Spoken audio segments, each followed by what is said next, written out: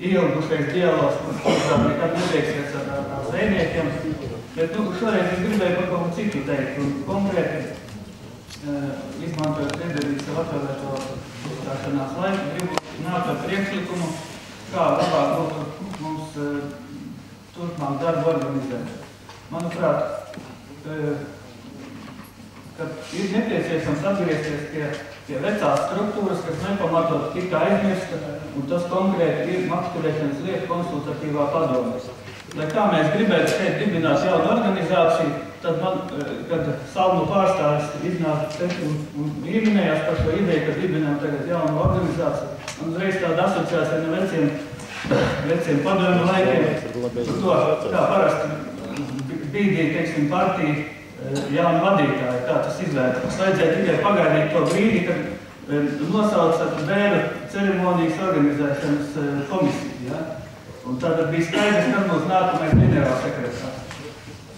Manuprāt, tā situācija tā vai šā noteikti novirzīsies uz šo tēmu. Kas būs šo darbu grupu organizēs un kas tur būs tās personas, kas noteiks toni, tā arī tā organizācija tos pārāk aizies. Bet pretēji tam mēs ierosinām konkrēti Latvijas makšķernieku asociāciju, ierosinām saglabāt, manuprāt, saglabāt, jo viņi nav likvidēti makšķerēšanas lietu konsultatīvā padomu. Dusēns vispār jau ir likvidēti. Bet pārmantojot šīs funkcijas tādas. Labi, tas neko nemaina. Ir veidojami tādu pašu jaunu struktūru, makšķerēšanas lietu konsultatīvo padomu, tagad pie dzīvsaimniecības departamentiem.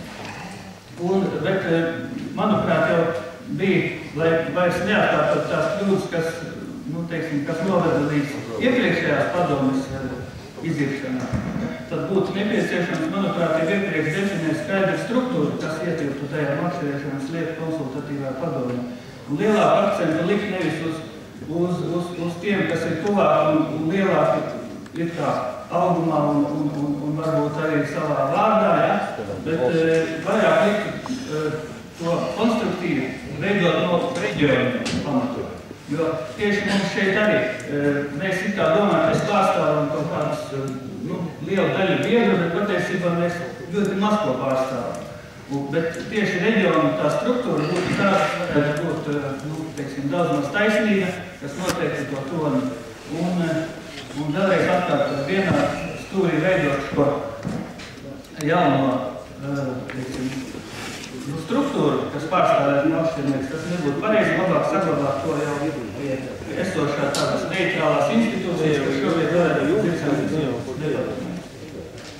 Tā, un tad varbūt vēl jāskarēt jūsu uzmanību ar to, ka noteikti ir salucējuši ļoti, tiešām paši aktīvākie un paši spējīgākie makšķerēšanas lietu organizatori un gribētu aicināt jūs tieši kā pārstāvis Dzīvju fonda pārstāvis nākt ar saviem priekšlikumiem, ar saviem projektiem, jo patiesībā mums ir zināmā mērā kaut kā tāds cikliskums. Mēs jau iepriekš zinām, kādi projekti uz jauno gadu sāks parādīties, kuri, teiksim, varēs pretendēt uz šiem līdzekļiem un ar vienu nav to jauno slaido ideju, ko būtu vērts atbalstīt, jo principā jau mēs varam to naudu to pašu mazumību, kas ir tie 204,000, ja šogad mums iepriekšējā gadā bija. Runa par Dzīvju fondu. Un sadalīt to veiksmīgi var tikai ar tiem projektiem, kur ir iesniegti. Un ja nav šo projektu, nav šo slaido ideju, tad nav arī tam prātīgākam un šodien.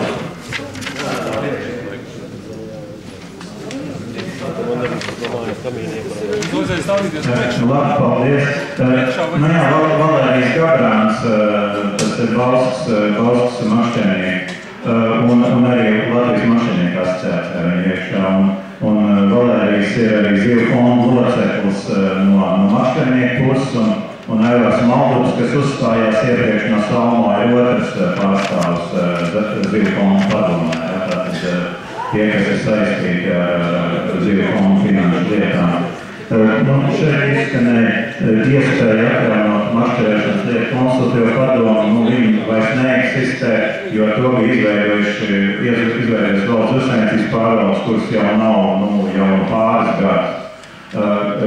Veidot, protams, kā jau es teicu, tāda iespēja ir, bet